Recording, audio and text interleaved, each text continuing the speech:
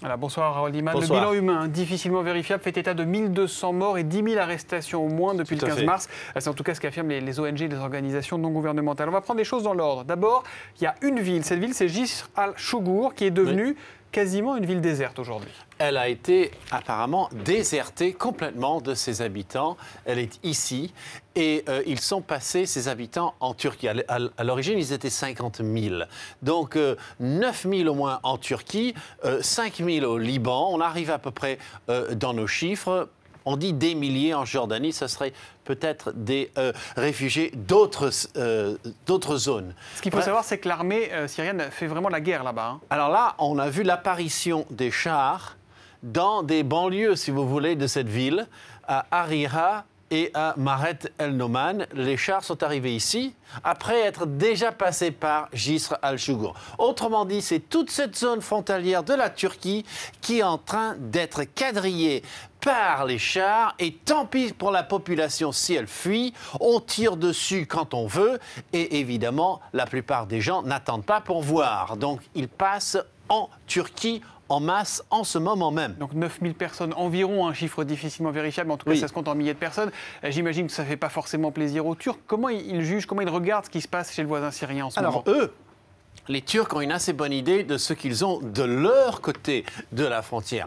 Et donc, M. Erdogan, qui vient d'être élu, Recep Tayyip Erdogan, il s'est adressé par téléphone à Bachar al-Assad aujourd'hui même, et il l'a fait savoir par un communiqué, et il lui a dit « Il y a trop d'atrocités chez vous, ce qui se passe là-bas est inacceptable, et nous voudrions voir des réformes immédiates ou la fin de ce système. » On n'a jamais entendu Erdogan être aussi impératif avec son voisin, avec lequel il s'est donné tant de mal pour renouer les liens diplomatiques tout au cours des 3 dernières années. Donc c'est une grosse perte. Ça doit glisser comme de l'eau sur le plumage d'un canard, ce que dit Erdogan.